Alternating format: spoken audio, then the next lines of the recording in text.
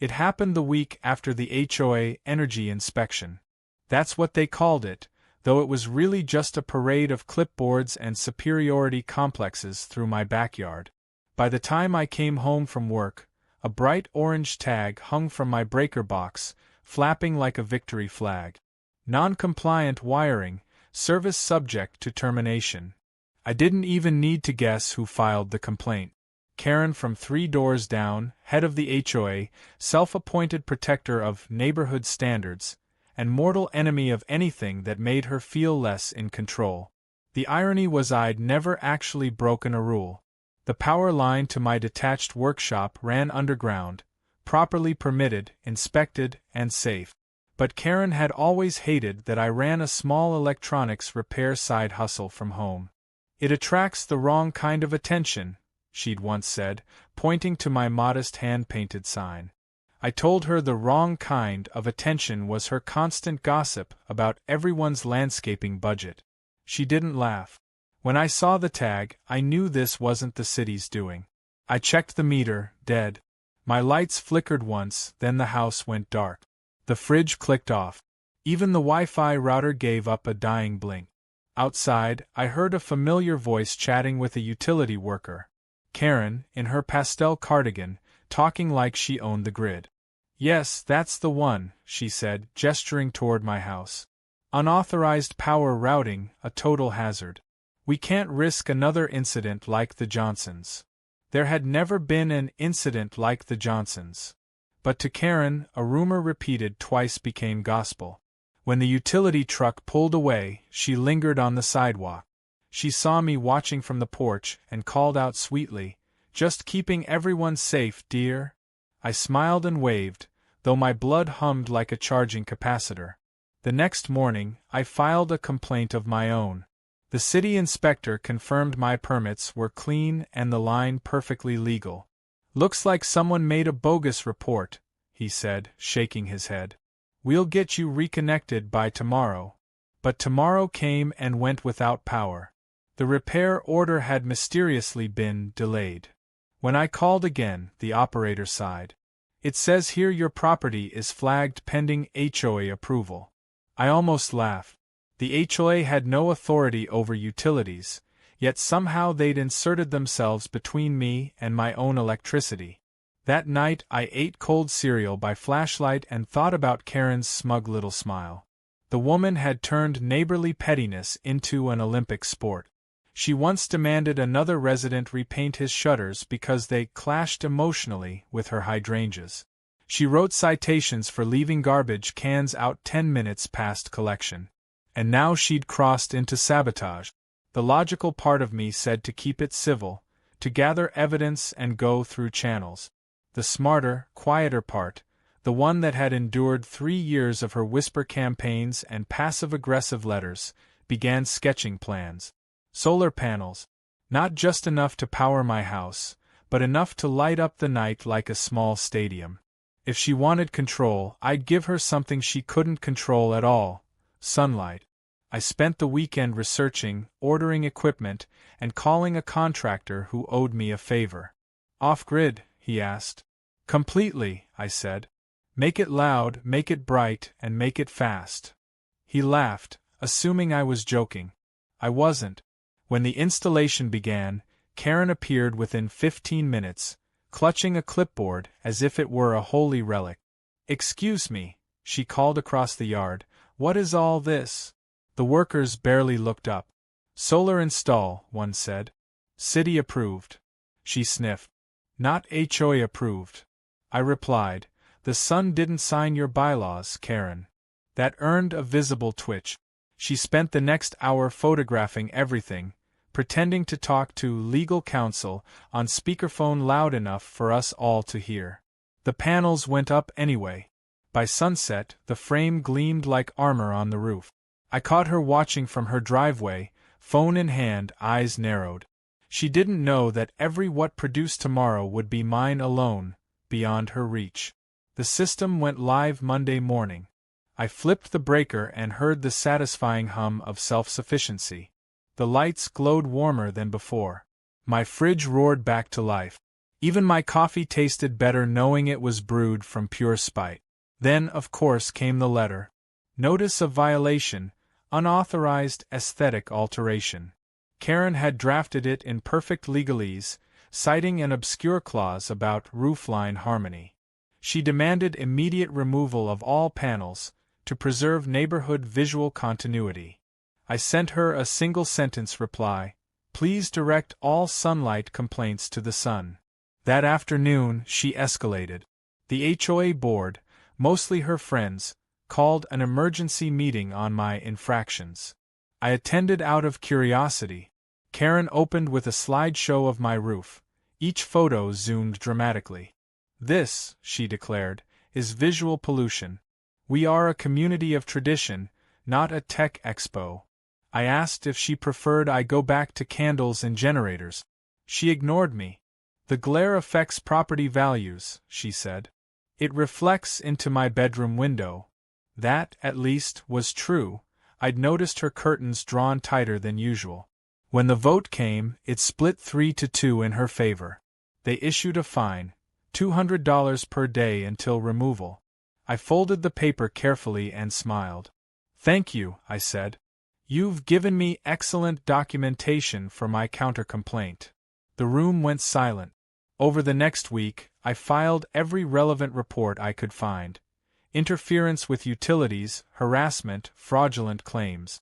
The city already had record of her false inspection call. When I attached the HOA's fine notice and photos of the cut line, they opened a case. Still, I didn't tell Karen that. Let her bask in her illusion of control a little longer. Meanwhile, I upgraded. More panels, higher efficiency, even a battery array disguised as a garden bench. My property began to hum with quiet, glowing defiance. Neighbors started asking about installation costs. A few placed their own orders. Karen's once perfect symmetry of conformity began fracturing like glass under sunlight. One evening, I returned home to find her standing near my mailbox, phone camera pointed upward. "You know these panels are illegal without architectural review," she said.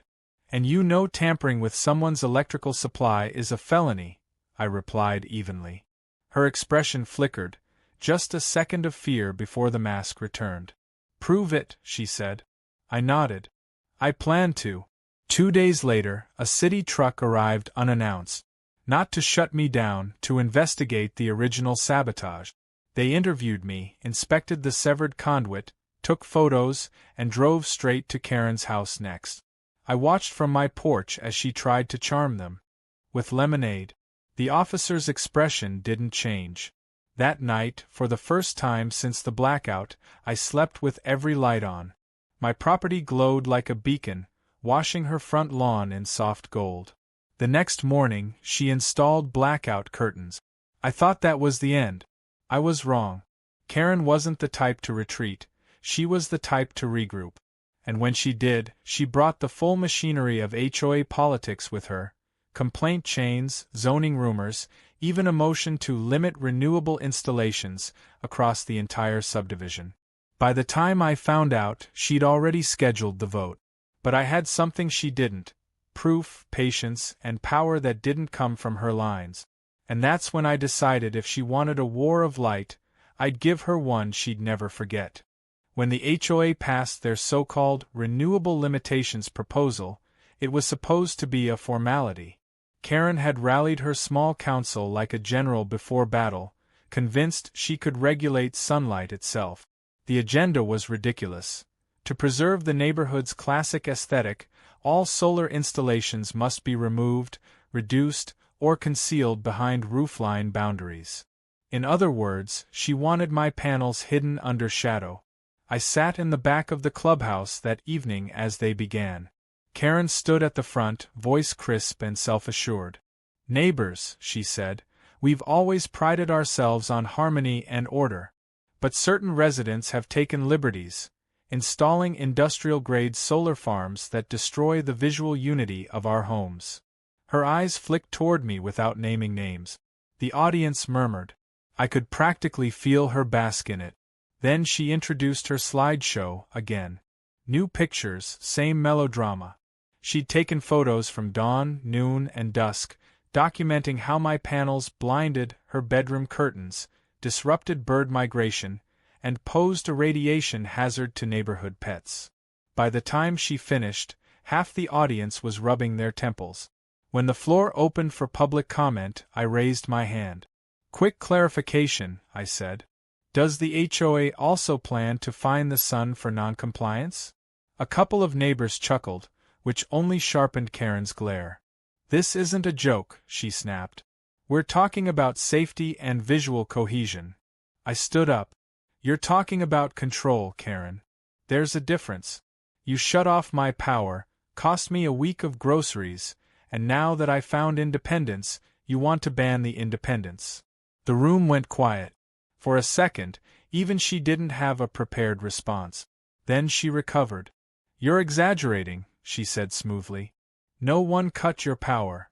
I pulled out my phone and displayed the city's investigation notice with her signature on the complaint line. Gasps rippled through the room. "You filed a false safety report," I continued. "And when that didn't work, you made up new rules. This isn't about community. It's about your reflection in your window." Her mouth tightened. The HOA president, an elderly man named Richard who'd spent most of the meeting half asleep, cleared his throat. "Let's table this vote," he said. Karen turned on him instantly. "You can't just," but he raised a hand. "Until the city investigation is resolved," he added, "it's best we not make new policy." That night I expected fireworks, literal or figurative. Instead, silence. The next morning, her Lexus was gone from the driveway, replaced by a contractor's van. Through the fence slats I saw workers measuring her roof. Within a week, she had installed her own solar panels. The hypocrisy was breathtaking. She'd used HOA funds to subsidize a pilot program for sustainable energy. My neighbor, Joe, sent me a photo. Karen posing in front of her panels with a city official for the HOA newsletter, beaming like she'd invented solar technology herself. I didn't confront her. I waited. Because hypocrisy always unravels when you let it run unchecked. Sure enough, the first problem arrived in the form of glare complaints, from the same people she'd weaponized against me. Her brand-new reflective panels faced directly toward the community park. Every afternoon, the light bounced into drivers' eyes. Within a week, the HOA email list filled with subject lines like, "Karen's sunbeam nearly blinded me," and "My dog won't sit near the fence anymore." I could have gloated, but I played it cool. Instead, I invited the city's Renewable Energy Department for a Neighborhood Solar Awareness Day. I framed it as an educational event, completely neutral, purely informational. They loved the idea. The press release even mentioned local homeowners embracing clean energy solutions. Karen assumed it was about her. The Saturday of the event, she set up a lemonade table, wore a wide-brimmed hat, and printed little flyers reading "Solar works best under HOA guidelines." She gave a speech before the city representative arrived, boasting about her pioneering leadership. Then the official arrived, glanced at her panels, and frowned. "These don't meet city reflection standards," he said. "They're facing the wrong angle." Karen's smile froze. "Excuse me." He pointed toward my roof. His setup, see the matte finish, low-glare design? That's the approved configuration. Yours will need modification to meet code. I wish I could have captured the look she gave me. It wasn't anger yet. It was confusion bleeding into disbelief, like the universe had dared to contradict her. "That can't be right," she said. "I'm the HOA chair." The inspector shrugged. "Doesn't matter who you are. The regulations apply to everyone." For once, the crowd sided with me. Parents asked for my installer's contact info. Someone joked about a solar club. Karen tried to reassert control, saying the HOA would issue installation guidelines, but the momentum had shifted. The myth of her authority cracked that day, under a glare she'd created herself. After the event, she cornered me near the parking lot. "You think you've won," she hissed. "But the board still backs me." I smiled. "Sure they do. Until they get their electricity bill. And I wasn't kidding. A few nights later, a storm rolled in. Lightning, heavy wind, the works.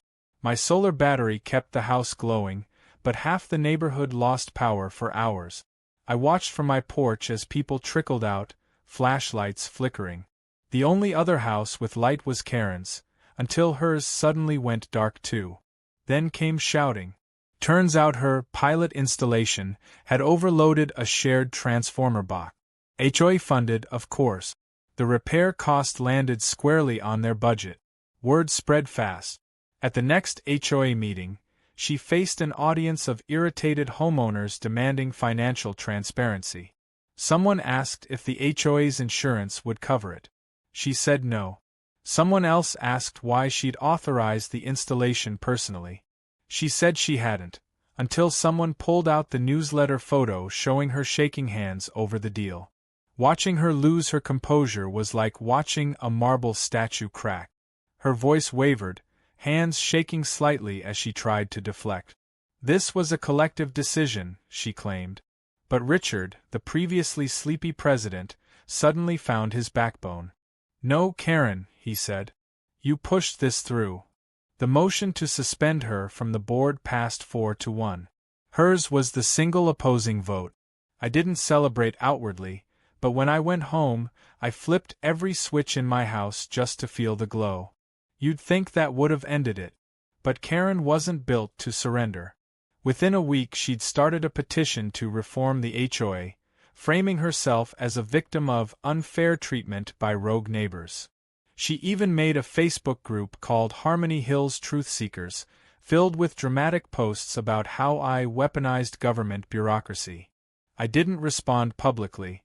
I simply sent screenshots to my lawyer, who was preparing the harassment case.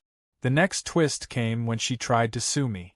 She filed a small claims complaint alleging emotional distress caused by excessive illumination. The irony was delicious.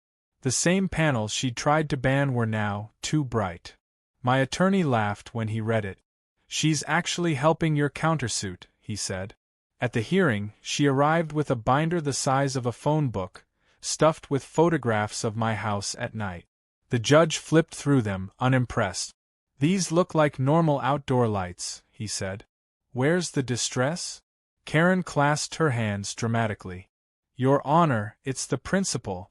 Our community is supposed to reflect tranquility. His setup reflects everything. The courtroom chuckled. The judge dismissed the case in 5 minutes. On my way out, I stopped near her car. You know, I said quietly, the city's still investigating that cut power line. They asked me to identify handwriting from the utility tag. Her face went pale. I don't know what you're talking about, she said, but her voice betrayed her. Of course not, I replied. Good luck sleeping. By summer, the investigation concluded. They traced the report back to her HOA office, filed from her official email. The city fined her personally for false reporting and interference with public infrastructure. She appealed, of course, but that only extended the embarrassment.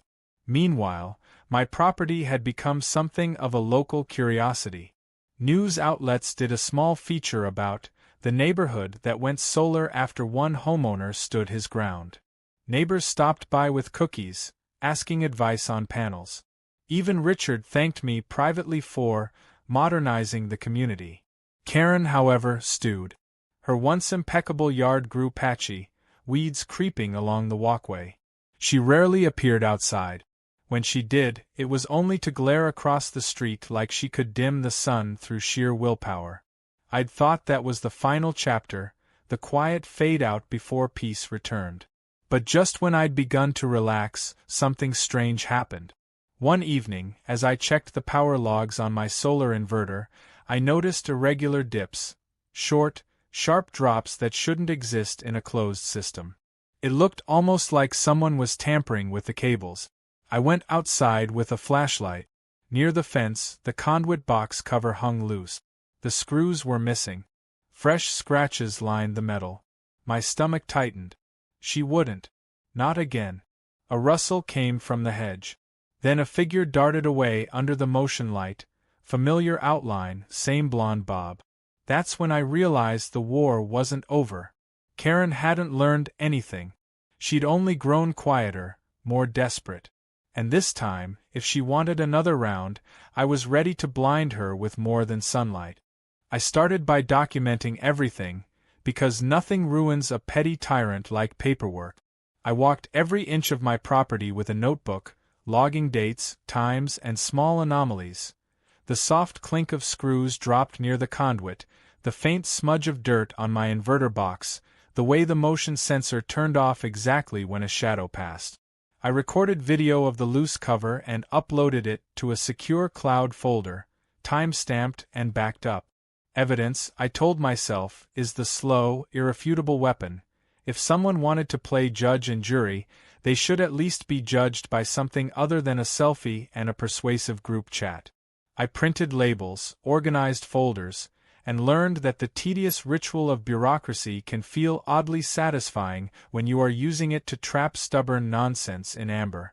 Next, I called my installer. He arrived in his usual greasy baseball cap and pragmatic grin, one of those people who treats electrical work like spoken word. Blunt, precise, and occasionally poetic. Sabotage, he guessed after a quick inspection, not because he liked drama but because he'd seen wiring bullied before. I shrugged. Looks that way. He tapped the inverter, held his hand to his ear like he was tuning a radio, and then outlined a simple, ugly truth. Intermittent drops aren't usually metaphysical, they're physical. Someone either loosened the connection or was interrupting the line. He proposed hardening the system. Tamper-proof screws, a steel conduit sunk deeper, redundant sensors that email me every anomaly at 3 a.m. He also installed a discrete camera facing the conduit, a small, inscrutable eye that seemed to enjoy its job. I also looped in a private investigator because sometimes the law moves at glacier speed and you need a faster, less polite molecule of consequence. Maria was all business and espresso. She had a camera she treated like a tiny juror and a voice that suggested patience was tactical, not moral. She asked practical questions. Who had motive, who had access, and who benefited from this chaos? Motive was obvious in a way that made me wince. Pride bruised into revenge tends to sharpen into creativity. Opportunity, it turned out, was abundant. The HOA office held keys for maintenance, guests came and went, and late-night community checks were rarely questioned. Maria started by canvassing quietly, asking neighbors about deliveries, contractors, and small things people overlook until they're needed in court. While the technical upgrades were installed, I began a low-key outreach campaign. Not the hand-out flyers, showy kind, but intentional conversations over coffee at my kitchen table, where the tone was curious, not accusatory. I asked neighbors if they'd seen anyone odd near the fence at strange hours or received weird maintenance emails. I listened more than I spoke and made note. A woman named Ellen mentioned a maintenance request she'd received from the HOA email that sounded like it came from a board member but had odd phrasing.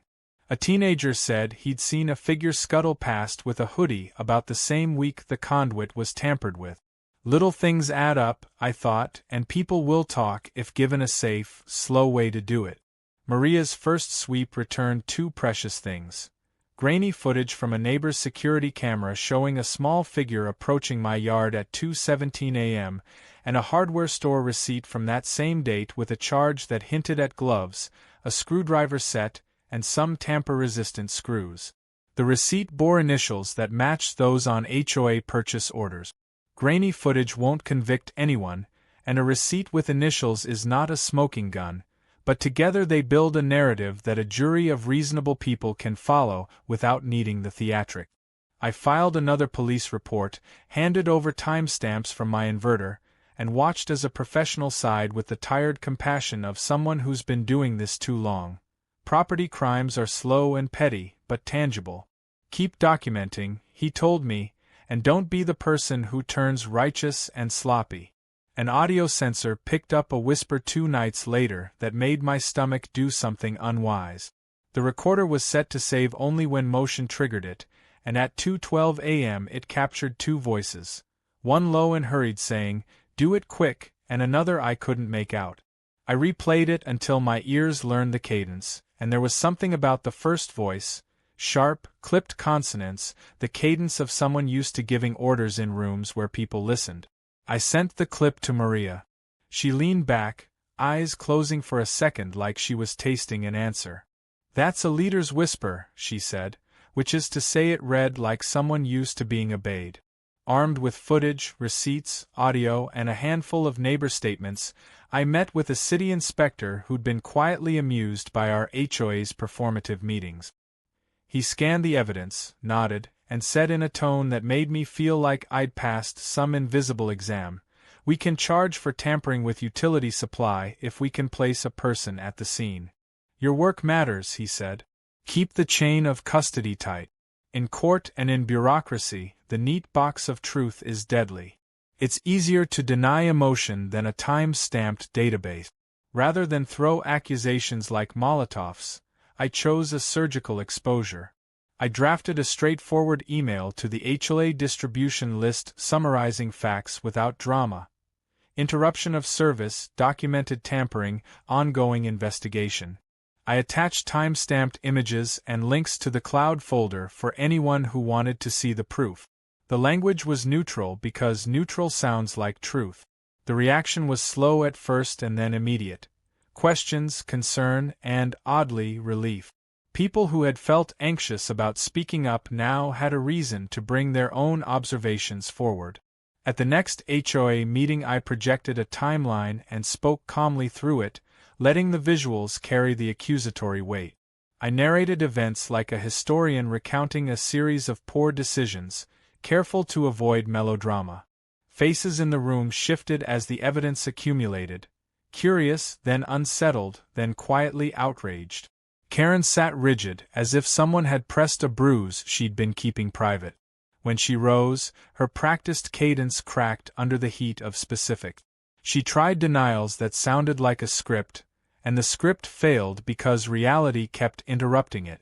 Someone asked where she had been the night devices tripped. She offered vague errands. A contractor recalled signing access logs that matched the dates on the receipt. Denial began to look thin. The board responded by ordering an independent audit of access logs and email trails. Under scrutiny, allies who'd once echoed Karen's lines began to admit discomfort. The woman who'd parroted her at meetings confessed she'd been paid in token favors for her loyalty. A landscaper admitted to odd jobs signed as HOA work that left him small, unexplained payments. Small collusions, when exposed, shrink. People who once felt buoyed by a loud leader found themselves embarrassed by the ledger. Accountability, I discovered, is like soap in a crowd. It makes a lot of previously sticky things come unstuck. When Maria produced a contractor's photo showing a figure at the utility box, gloves on, a screwdriver in hand, the room paused in that particular way silence does when it realizes it missed something obvious for too long. The timestamp matched entries in the HOA maintenance log. For the first time, a photograph did the work that gossip and inference could not. It made an event tangible. I felt a weird remorse at seeing the face of the conflict clarified because the person behind it was not a cartoon villain but a tired, angry human who'd let control calcify into action.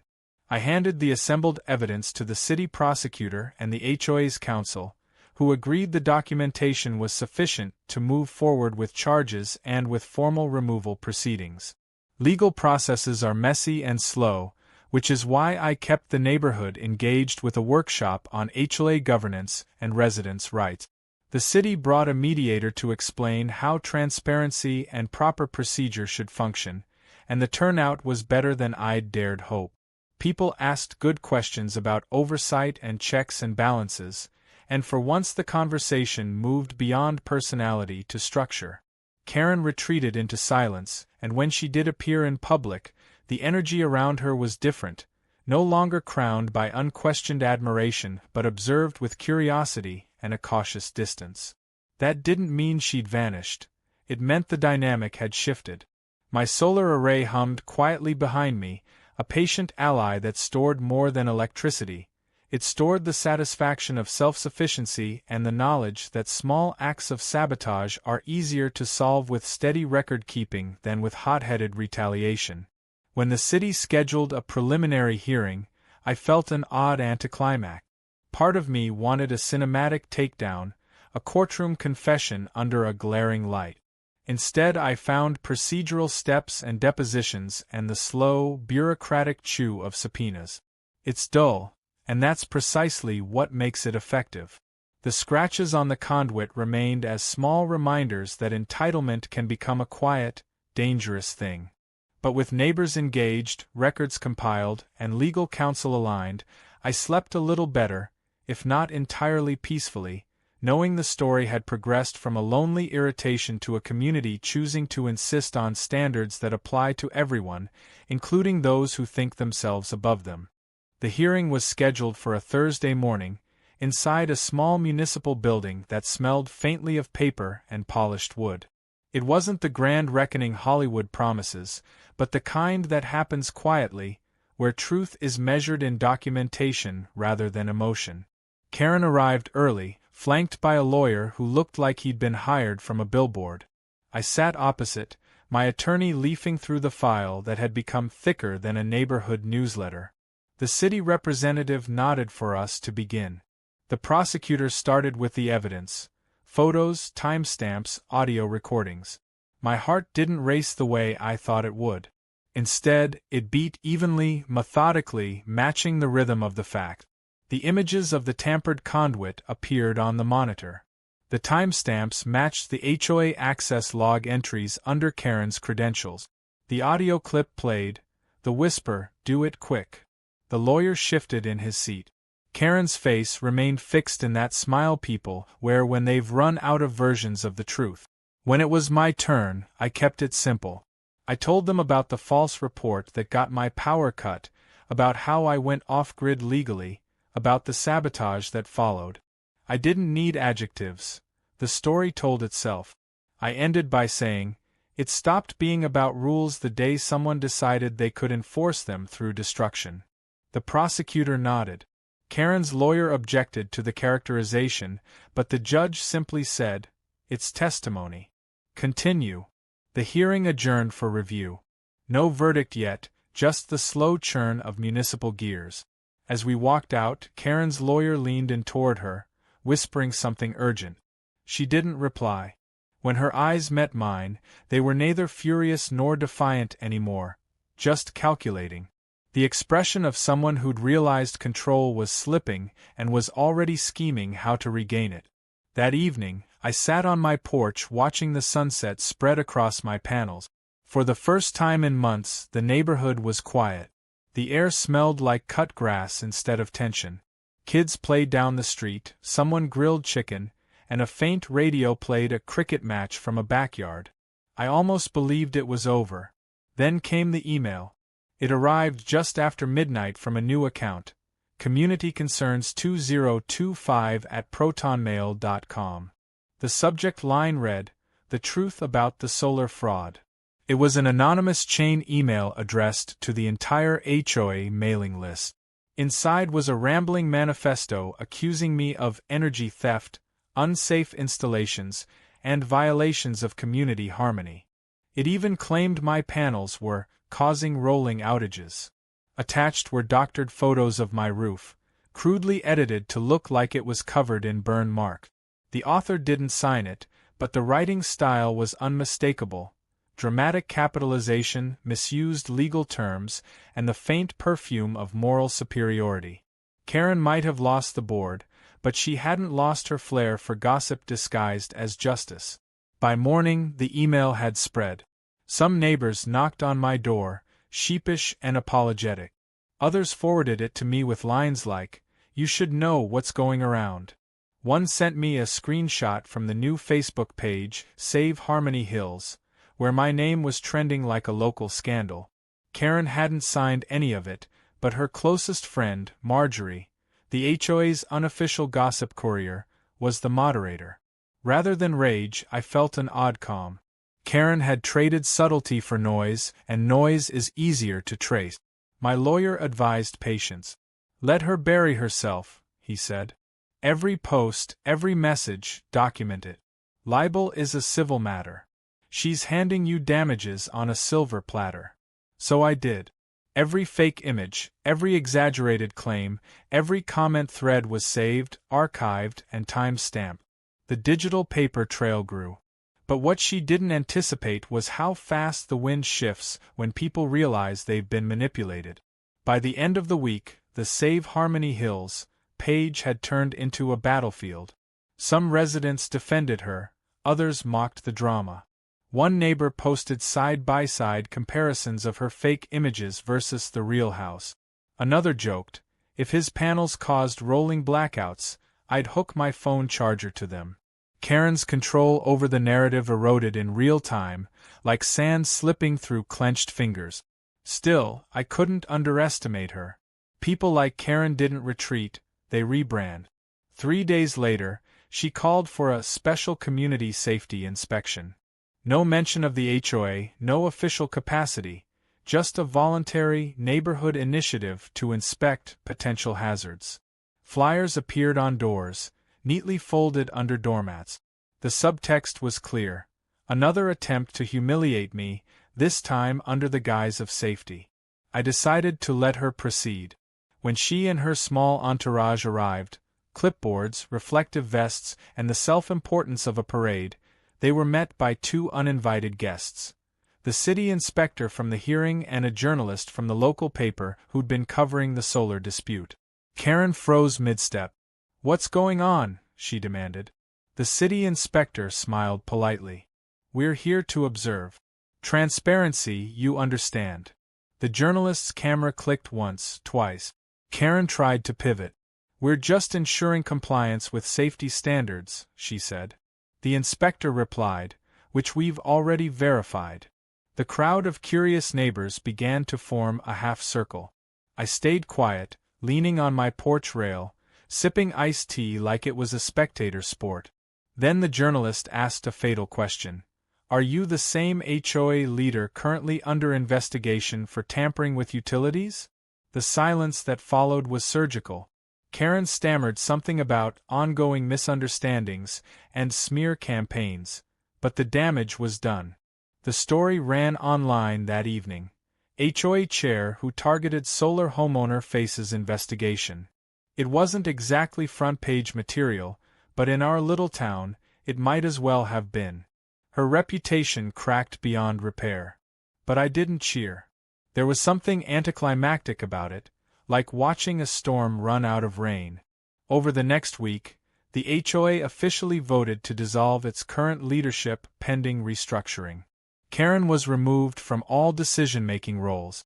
She retreated, first into silence, then into isolation. Her lawn overgrew, her mail piled up, and the Lexus disappeared from the driveway for long stretches. Peace returned, but peace with a faint aftertaste.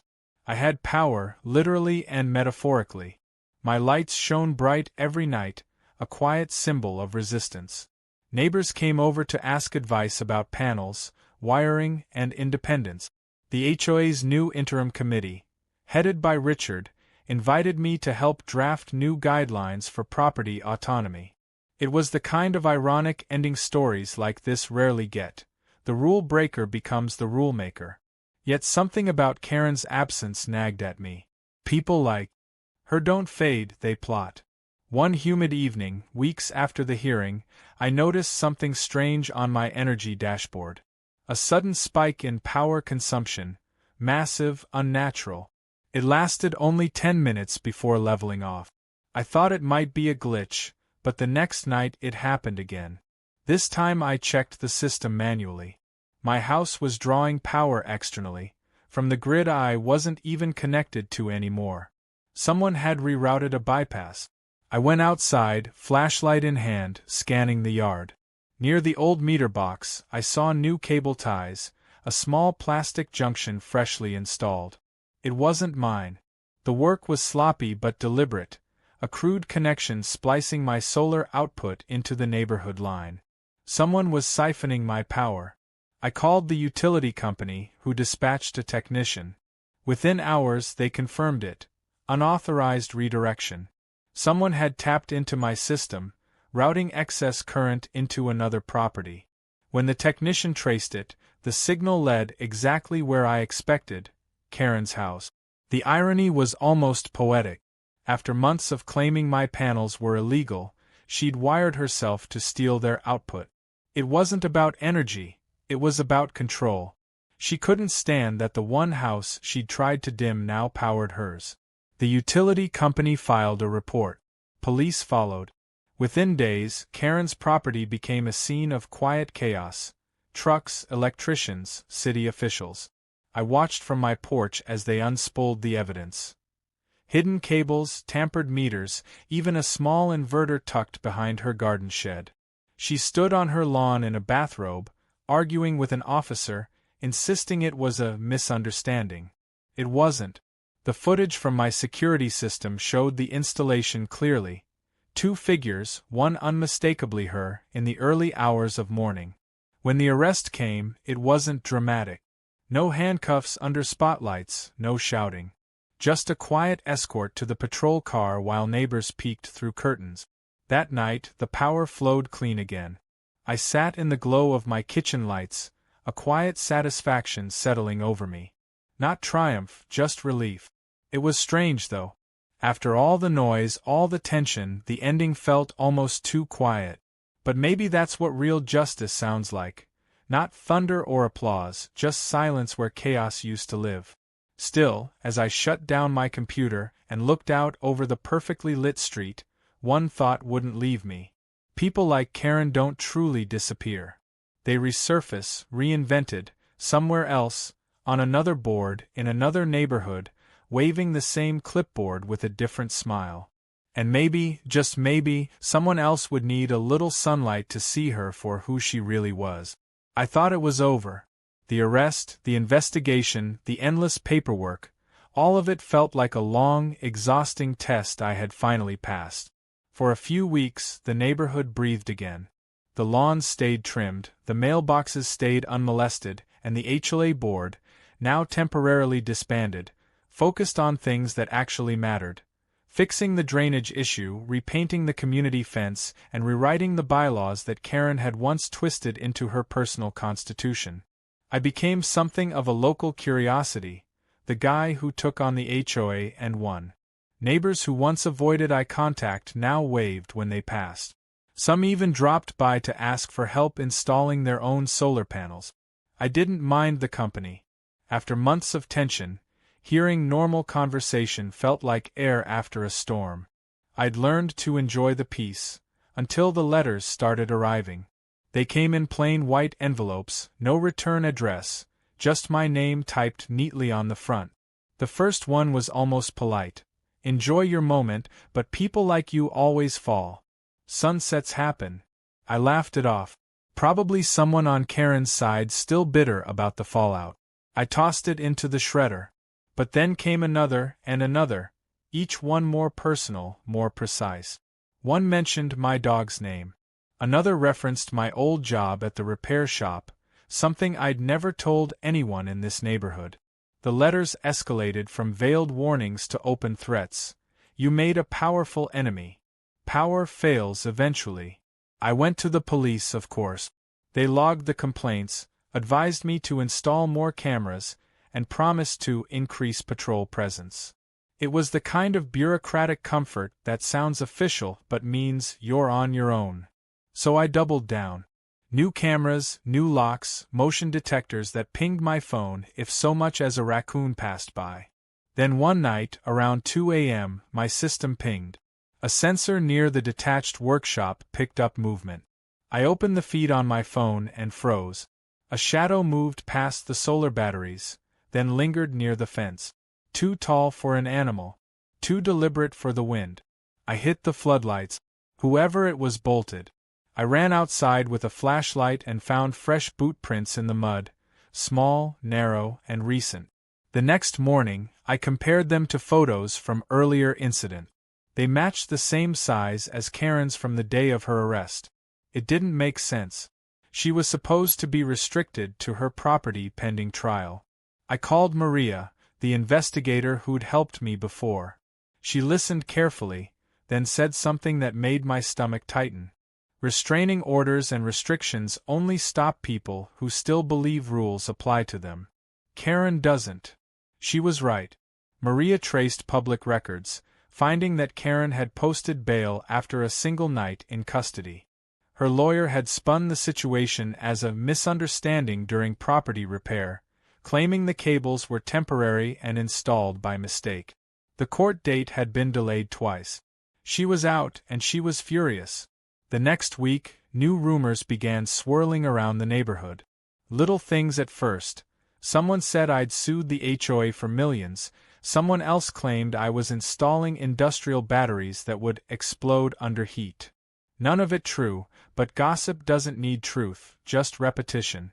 I could almost hear Karen's voice under every whispered word, orchestrating it from the shadows. One evening, as I pulled into my driveway, I noticed something odd. The streetlights flickered once, then went dark. All of them, from one end of the block to the other. My house stayed lit, of course, off-grid and unbothered, but the rest of the street sank into blackout. I stepped outside and heard the faint hum of a generator. Not mine. Karen's house. She'd rigged up a new system, loud, sputtering, and clearly illegal. When I looked closer, I realized the cables were running through her side yard, dangerously close to the sidewalk. She saw me watching and came out in her robe, holding a flashlight like a weapon. "Back on your spy routine, are we?" she said. "Just admiring your craftsmanship," I replied. "Does your parole officer know about this?" Her face twitched. "You don't scare me, Solar Boy. You think you won? You embarrassed me, ruined my standing. I built this neighborhood." I took a slow step closer. "You built a cage, Karen. I just turned on the lights." Her smile vanished. "You'll regret this," she whispered. "Power shifts." That night, my house's cameras caught a flash, a short burst of light, followed by smoke. I ran outside to find one of my panels cracked, a rock lying beside it. Not a random act, a message. I replaced the damaged panel the next day, installing it twice as bright. Karen watched from her porch the whole time. She didn't flinch, didn't hide. Just stared, arms crossed, eyes hard. A week later, the police showed up again, at my door this time. Someone had filed an anonymous complaint claiming my solar batteries were causing electrical interference and posing a fire risk. I invited the officers in, showed them the permits, the certifications, the inspection reports. They left satisfied. But as their cruiser rolled away, I noticed Karen standing at the edge of her lawn, phone in hand, recording everything. That was when I realized she wasn't trying to win anymore. She was trying to exhaust me. To make every day feel like walking across glass, waiting for the next cut. I stopped reacting. Instead, I started recording her, every interaction, every approach, every petty provocation. When she trespassed near the property line, I didn't confront her. I simply logged the footage and added it to a folder labeled HOA Phase 2. Maria called it Quiet Revenge.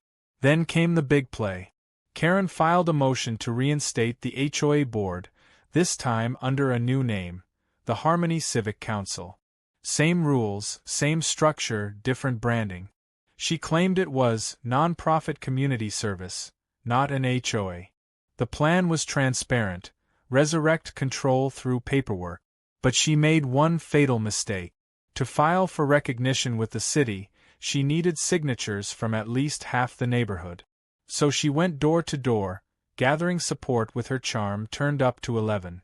"We just want order again," she told them. "Clean lawns, safe streets." Most of them nodded politely, some even signed. But what she didn't realize was that every signature form she submitted had to include her full legal name, and on each of them, she signed with her maiden name, not the one under which she was still under investigation. That was falsification of public document. Maria found it within hours. We forwarded the evidence to the city clerk and the prosecutor. Within a week, the entire Harmony Civic Council application was invalidated. Karen received a formal warning for document fraud. The day she got the notice, I was outside washing my truck. She stormed out, waving the paper like a flag. "You did this," she screamed. "You're obsessed with me." I shut off the hose. "Karen, I stopped being obsessed months ago. You're just still loud." She hurled the paper onto my lawn, turned, and stomped away. But even from behind, she looked smaller, like the air had started leaking out of her carefully inflated world. That night, for the first time since all this began, she turned off her porch light. Weeks passed quietly. No letters, no shouting, no sabotage. The neighborhood finally exhaled. The new HOA bylaws were approved, transparent, limited, fair. My solar array became the model for future installations. Peace, real peace, seemed possible. Until the day the moving truck arrived. I was trimming my hedge when I saw it. A silver truck parked outside Karen's house. Boxes, furniture, the works. She was moving out. Relief hit first, then curiosity. As she supervised the movers, she caught my eye one last time. For a moment I saw something almost human, regret, maybe. Or defeat. Then she smiled. Not the smug smirk I knew, but something softer, sadder. "You'll miss me when the new ones move in," she said. I didn't answer. That night, her house went dark. The next morning, she was gone. For a few days, the quiet felt suspicious, like holding your breath too long. But as the weeks turned into months, life returned to normal. Kids played basketball in the cul-de-sac again. The HOA newsletter actually talked about gardening instead of fines. My panels gleamed under the afternoon sun, unbothered, unchallenged. But sometimes, at night, when the wind carried a faint hum from the empty house next door, I'd swear I saw a flicker, a brief pulse of light from behind her old curtains. Probably just residual wiring, I told myself. Or maybe it was her way of reminding me that some people never really unplug. Either way, I left the lights on. Because if Karen ever came back, I wanted her to see, no matter how many wires she cut, the power always found its way back home. Karen's house sat empty for 3 months. The blinds stayed drawn, the lawn grew wild, and every once in a while, a motion sensor light flicked on at odd hours. The bank eventually foreclosed, and a realtor nailed a "for sale" sign into her yard. I remember thinking that was the final punctuation mark, the end of a long, ridiculous saga that had begun with a single cut power line and somehow escalated into sabotage, lawsuits, and neighborhood warfare. Life settled. My workshop thrived again. I even started taking more clients for electronics repairs, this time fully licensed under a home business permit, the same one Karen once tried to revoke. My panels powered everything beautifully, from my soldering irons to my espresso machine. Neighbors waved. The HOA was functioning like it should, boringly, transparently, and effectively. For the first time in a year, the neighborhood felt sane. But stories like ours don't always end neatly. They taper into quiet echoes. One afternoon in late September, Richard, the reappointed HOA president, called. "You might want to come to the meeting tonight," he said. "There's something about the old Karen property you'll want to hear." When I arrived at the clubhouse, a small crowd had gathered. The realtor who'd been handling the sale stood near the front, flipping through papers. "The property has been sold," she announced cheerfully. "Closing finalized this morning." Everyone clapped politely, grateful that the empty shell next door would finally have life again. Then she added, "The buyer purchased it under an LLC, but the representative listed on the documents is Karen Caldwell." The room went dead quiet. "She bought it back?" someone asked. The realtor nodded. "Through a holding company. Paid in cash." I didn't say a word. I just leaned back, feeling that old electricity, the uneasy kind, buzz through my chest. The next morning, the silver Lexus returned. Not new, not shiny like before, older, a little dusty, but unmistakable. She parked it in the same driveway as if nothing had happened. A few hours later, workers showed up hauling boxes, tools, and rolls of wiring. I stood on my porch watching the resurrection of chaos unfold in slow motion. That afternoon, Karen emerged in sunglasses and a wide-brimmed hat, pretending not to see me. For once, I didn't engage. I wasn't angry, just tired. Let her pretend. Let her reconstruct whatever version of reality helped her sleep. But as the sun set, I noticed something new, a metallic gleam on her roof. Panels. New ones. That night, her house glowed brighter than mine. The next morning, a city inspector's truck arrived.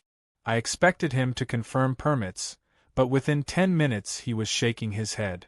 He came over afterward and said, "You'll love this. She tried to use your old permits as her own." I almost laughed. Of course she did. By noon, the inspector had shut the project down. The workers packed up and left. Karen came outside, furious, pointing toward my house as if I'd personally called the authorities. I hadn't. I didn't need to. The city was now wise to her name, and they moved faster than before. That night my doorbell rang. When I opened it, Karen stood there holding a manila folder. Her hair was shorter, dyed a brittle shade of blonde. The mask of confidence she used to wear was cracked, but her voice carried the same sharp edge. "I came to make peace," she said. I didn't move. "You brought a folder for peace?" "It's paperwork," she said. "Mutual agreement. I'll keep to myself, you keep to yours. No complaints, no contact." It sounded too rational to be real. "Why the change of heart?" I asked. She looked down. "Because I'm tired of losing. And because I realized, you're not the villain I thought you were." I studied her for a moment, half expecting her to smirk, to let the mask slip. But she didn't. She just stood there, shaking slightly. Against my better judgment, I nodded. "Fine. Peace it is." We both signed the document right there on the porch. It wasn't legally binding, but it felt symbolic. A ceasefire between two people who'd wasted too much energy trying to outshine each other. She left without another word. For 2 weeks, peace held. Her lights stayed off at night, no emails circulated, no complaints surfaced. The air actually felt lighter. I started believing that maybe she'd finally run out of fight. Then, one evening, as the autumn wind picked up, my phone buzzed with a new notification, an alert from the solar monitoring system. Unauthorized grid sync detected. I frowned. It wasn't like before. This wasn't someone cutting or stealing power. It was my system detecting an external signal trying to connect wirelessly through the inverter's Wi-Fi module. Someone nearby was attempting to access my solar network. I checked the source IP. It wasn't random. It came from the property next door. I walked outside quietly. Karen's house was dark, but the faint glow of a monitor flickered through her living room window. I sighed. She's at it again. The next morning, I changed every password, installed a firewall, and upgraded the inverter firmware. Then I called my solar contractor. "Do me a favor," I said. "Install one more module, a dummy inverter. Something that looks real but isn't." He grinned. "You setting a trap?" "Not a trap," I said. "An education." 2 nights later, the alert came again. Same time. Same IP. Only this time, when she accessed the dummy inverter, it redirected her to a custom web page I'd written myself. In bold letters, it read, "Unauthorized access detected. Your activity has been logged. Local authorities notified." Beneath that, I'd added a single line. "Cutting my power was the first mistake. Trying to steal it was the second. Don't go for a third." She didn't try again. The next morning, her Lexus was gone. A week passed, then 2. The "for sale" sign went up again, this time quietly, without any fanfare. She'd moved out for good. The house sold within a month to a young couple who loved my solar setup and asked if I could help them design theirs. I did, and refused any payment except a promise to never, ever run for HOA office. Months rolled by. Spring came. The neighborhood changed, lighter, freer. People laughed again at HOA meetings. We even renamed our little area Sunridge Lane, as a tongue-in-cheek nod to the chaos that had once defined us. Every so often, someone new would move in and ask, "Hey, what's the story about the lady who used to live in that house?" The old neighbors would exchange knowing smiles, tell half the tale, and let the rest fade into myth. But for me, the story never really disappeared. Some nights, when the power grid in the town flickered, when the transformers groaned under summer demand, I'd think about her, somewhere out there, finding another neighborhood, another committee, another victim of her need to control. And yet, in a strange way, I didn't hate her anymore. She'd taught me something essential, that control and power aren't the same thing. Control depends on others obeying. Power, real power, is self-sufficiency. The ability to stand alone, unbothered, with your own lights on when everyone else goes dark. I'd built mine one panel at a time. On the 1-year anniversary of the blackout, I threw a barbecue for the neighborhood. We joked about HOA Karen like she was a local ghost story. The kids even made a cardboard sign that read Solar King vs. the HOA Queen. I laughed harder than I had in years. As night fell, the street shimmered with warm, steady light, all of it powered by the same sun Karen once tried to take from me. I stood there, a plate of grilled corn in one hand, watching my neighbors dance in the glow, and thought, this is what victory looks like. Quiet, warm, shared. Later, after everyone left, I sat on the porch, the hum of the inverter soft in the background. The stars were clear. My phone buzzed, an email notification. The sender name made my chest tighten for just a moment, anonymous@protonmail.com. The subject line read, Sunsets Happen. I opened it. Inside was a single attachment, a photo of a new house in a distant suburb, the roof lined with fresh solar panels. No message, just that. I stared at it for a long time, unsure whether to laugh or worry. Eventually I just smiled.